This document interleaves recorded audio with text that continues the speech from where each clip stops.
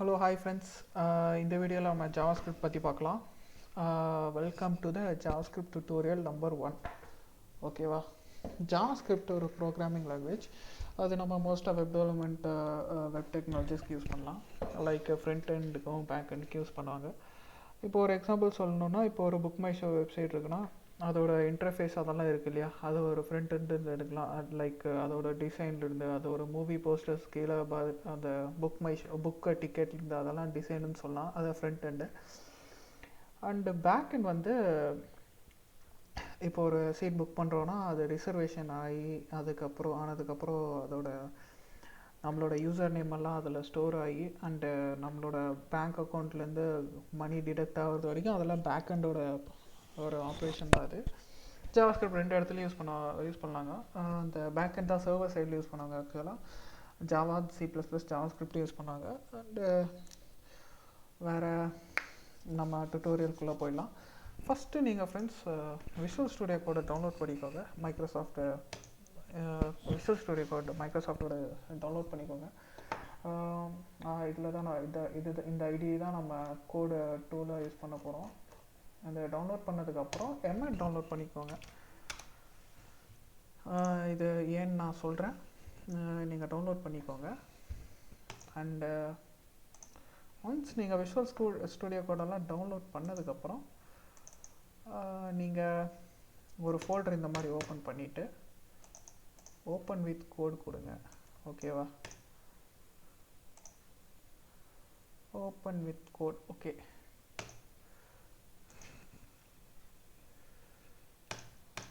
ஓகேவா ஃப்ரெண்ட்ஸ்? இப்போ நம்ம என்னென்னா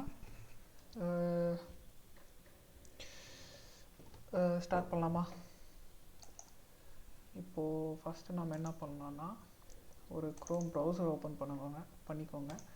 ஏன்னா க்ரோம் வந்து என்ன கேட்டிங்கன்னா க்ரோம் தான் ரெக்கமெண்ட் பண்ணுவேன். ரொம்ப சூப்பரான ப்ரௌசர் அது. ஆக்சுவலாக டெவலப்பர்ஸ், அதாவது வெப் டெவலப்பர்ஸ்க்கு ரொம்ப நல்ல ப்ரௌசர் தான் அது. ஸோ இப்போ நம்ம ஜாவாஸ்கிரிப்டில் ஃபஸ்ட்டு நம்ம என்ன பார்ப்போம்னா, ஜாவாஸ்கிரிப்ட் ஒரு அதெல்லாம் ஓகே. ஃபஸ்ட்டு நம்ம ஒரு HTML ஃபைலை க்ரியேட் பண்ணலாம். index.html. ஓகேவா?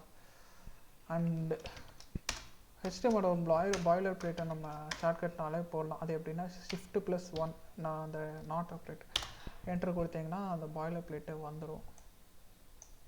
ஓகேவா? இதை நம்ம க்ளோஸ் பண்ணிடுவோம்.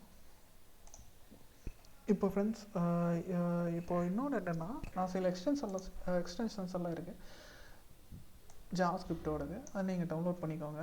ஃபஸ்ட்டு என்னென்னா, ஒரு நிமிஷம், லைவ் சர்வர் டவுன்லோட் பண்ணிக்கோங்க ஃப்ரெண்ட்ஸ்.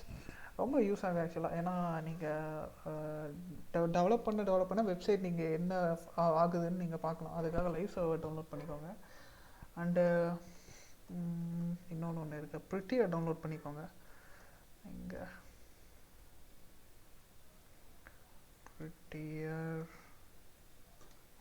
ப்ரிட்டியர் டவுன்லோட் பண்ணிக்கோங்க. ஏன்னா நீங்கள் கோடு போட அது கொஞ்சம் டிஃப்ரென்சஸ் காமிக்கும். இந்த டேட்டா டைப்பு, அந்த லூப்புக்குள்ளே இந்த பிளாக் ஆஃப் கோடுக்குள்ளே டிஃப்ரென்ஸாக காமிக்கும். அந்த கலரை வச்சு அது கொஞ்சம் நல்லாயிருக்கும் பார்க்க.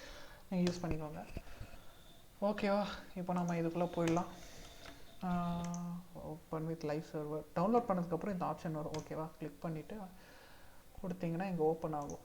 இதுதான் நம்ம ப்ரௌசர். இப்போது HTML நீங்கள் பார்த்துருப்பீங்கன்னு ஐ ஹோப் HTML பார்த்துருப்பீங்கன்னு நினைக்கிறேன். உங்களுக்கு தெரிஞ்சால் யூஸ் தான், தெரிலன்னா ஒரு பிரச்சனை இல்லை, பார்த்துட்டு வாங்க. ஈஸியாக ஒரு நாளில் முடிக்க வேண்டிய கான்செப்ட் அது. ஈஸியாக கொஞ்சம் பேசிக்காக படித்தாலே போதும். ஓகேவா? சரி, நம்ம இப்போ பாடியில் வந்து ஹலோ வேர்ல்டு கொடுத்தாக்கா Ctrl+S போட்டோன்னா இதுதான் ஃப்ரெண்ட்ஸ் லைவ் சர்வரோட அட்வான்டேஜ். என்னென்னா, நீங்கள் Ctrl+S கொடுத்தாலே திரும்பி ரீலோட் ஆகிக்கணும். பார்த்தீங்களா? கவனிச்சிங்களா? அதுதான் இதோட ஸ்பெஷாலிட்டியே. ரொம்ப யூஸ்ஃபுல்லாக இருக்கும் நமக்கு இதெல்லாம் பார்க்க. ஸோ இன்னொரு மேட்ரு என்னென்னா, Ctrl+Shift+I போட்டிங்கன்னா உங்களுக்கு கன்சோல் ஓப்பன் ஆகும்.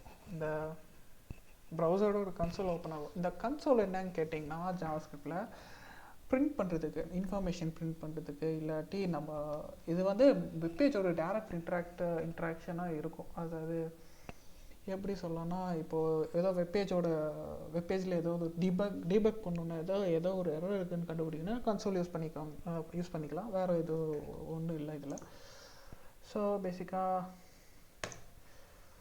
வேறு என்ன இருக்குது, இந்த டைட்டிலில் மாற்றிடுவோம் ஃப்ரெண்ட்ஸ். JS tutorial. ஓகேவா, டைட்டில் மாறிடுச்சு.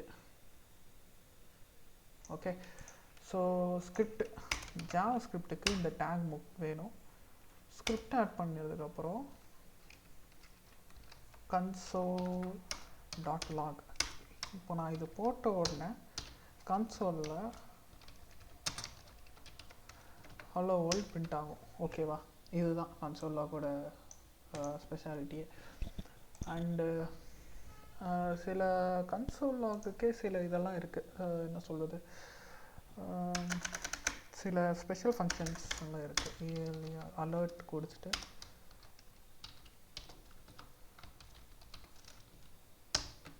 அலர்ட் வரும். ஸோ இந்த மாதிரியெல்லாம் நீங்கள் பண்ணலாம் கன்சோல் வச்சு.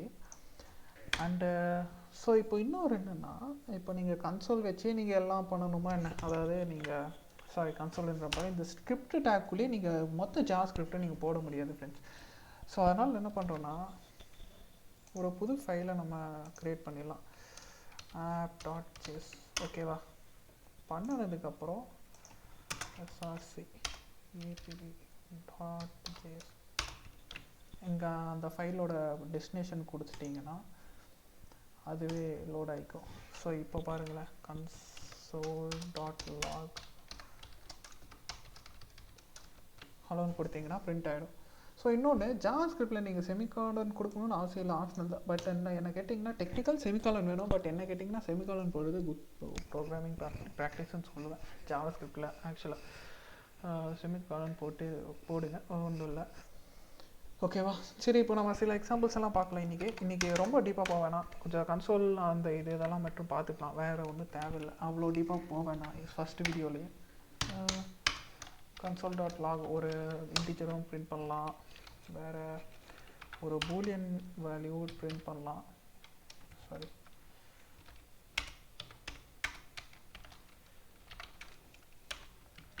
பூலியன் வேல்யூ பிரிண்ட் பண்ணலாம். ஸோ இன்னொன்று, சில ஷார்ட்கட் கீஸ் எல்லாம் அப்பப்போ சொல்லிட்டு வரேன் ஃப்ரெண்ட்ஸ், நீங்கள் யூஸ்ஃபுல்லாக இருக்கும். ஸோ இந்த லைனில் எடுத்து நீங்கள் என்டர் அமுச்சிங்கன்னா கரெக்டாக இருக்காது, அதனால் கண்ட்ரோல்+Enter அமுச்சிங்கன்னா கரெக்டாக அடுத்த லைன் வந்துடும். ஸோ இது நான் போக போக அப்படியே உங்களுக்கு சொல்கிறேன், நீங்கள் பார்த்துக்கோங்க. ஸோ சப்போஸ் உங்களுக்கு தெரிஞ்சிருந்தால் விட்டுருங்க, தெரியாதவங்களுக்கு எடுத்துக்கோங்க. நல் பிரிண்ட் பண்ணணுன்னா பிரிண்ட் பண்ணலாம். ஓகே, console.log என்ன ஒரு அரே 1,2,3 அரே பிரிண்ட் பண்ணணுன்னா பிரிண்ட் ஆகும். அரே பிரிண்ட் ஆகுனா அந்த இண்டெக்ஸோடு இங்கே வந்துடும். பாருங்கள் ஃப்ரெண்ட்ஸ், 0 இண்டெக்ஸில் 1, 1 இண்டெக்ஸில் 2, 2 இண்டெக்ஸில் 3, லென்த்து வந்து 3. இந்த ப்ரோட்டோடைப் இப்போதைக்கு வேணாம், விட்டுருங்க. அது நம்ம கடைசியாக கொஞ்சம் போக போக பார்த்துக்கலாம், அதெல்லாம் யோசிக்காதீங்க, கன்ஃபியூஸ் பண்ணிக்காதீங்க. அண்டு ஆப்ஜெக்ட்டு நம்ம ஜாவாஸ்கிரிப்டில் பிரிண்ட் பண்ணலாம். ஒரு ஆப்ஜெக்ட், ஓகே, ஒரு ஸ்ட்ரிங்கை போடணுன்னா நீங்கள் இதில் தான் போடணும், டபுள் கோட்ஸில். எக்ஸாம்பிள் ஜான் ஒரு பேர் வச்சுப்போம், என் ஏஜ் வந்து 50 ஏன்னா ரொம்ப 13 போடும். ஓகே, அவ்வளோதான் ஃப்ரெண்ட்ஸ். இதில் ஆப்ஜெக்ட்னால் அதோட age and index and name print ஆகும். இன்னொன்று என்னென்னா, நம்ம இப்படியே பிரிண்ட் பண்ணலாம், console.table.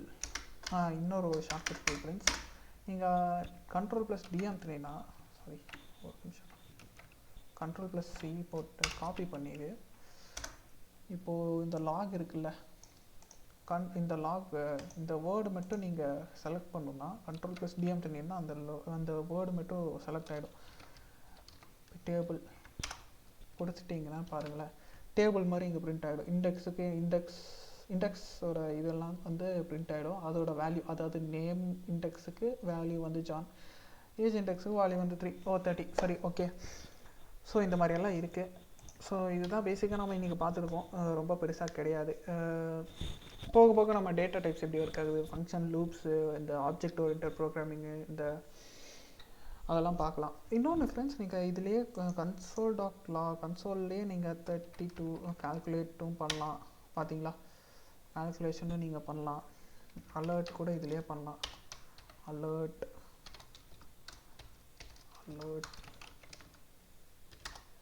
பார்த்தீங்களா. ஸோ அன்டிஃபைண்டுன்னு வந்திருக்கு. அது என்னென்னா ஒன்றும் இல்லை ஃப்ரெண்ட்ஸ். இது வந்து நமக்கு எதுவுமே ரிட்டர்ன் பண்ணுறது இல்லை, அதனால தான் அன்டிஃபைண்டு. ஓகேவா, நீங்கள் இதெல்லாம் கொஞ்சம் கன்ஃபியூஸ் பண்ணிக்காதீங்க. கன்சோல் டாட் கிளியர் அப்படி கொடுத்துட்டோன்னா கன்சோல் கிளியர் ஆகிடும், அவ்வளோதான், வேறு ஒன்றும் இல்லை. இது ஒரு ஸ்பெஷல் ஃபங்க்ஷன். இன்னும் கொஞ்சம் நிறையாவே கொஞ்சம் இருக்குது, 2-3 எக்ஸ்ட்ராவாக இருக்குது, கொஞ்சம் இருக்குதுன்னு நினைக்கிறேன். பட் நம்ம அது போக போக பார்த்துக்கலாம், ஒன்றும் பிரச்சனை இல்லை. கன்சோல் இப்போது குறிப்பிட்ட இது வரைக்கும் எவ்வளோ டைம் எடுத்திருக்குன்னு பார்ப்போமா. யோர் கோட் டுக் எவ்வளோ டைம்னு பார்ப்போம் ஃப்ரெண்ட்ஸ். ஓகே, டைம்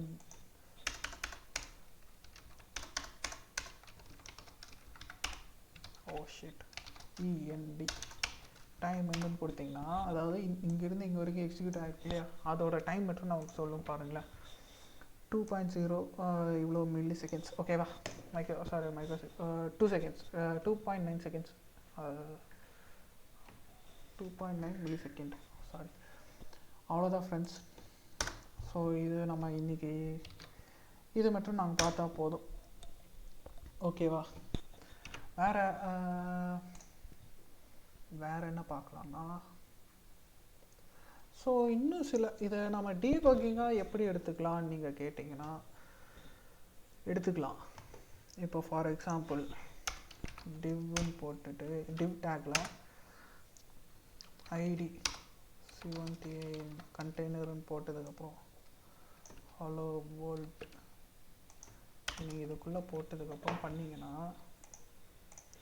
இது நீங்கள் இதில் வந்து document dot get element by ID, இது ஒரு ஸ்பெஷல் ஃபங்க்ஷன் யூஸ் பண்ணி C1TA கண்டெய்னர்னு போட்டு நீங்கள் கொடுத்துட்டிங்கன்னா, ஒரு நிமிஷம், சாரி,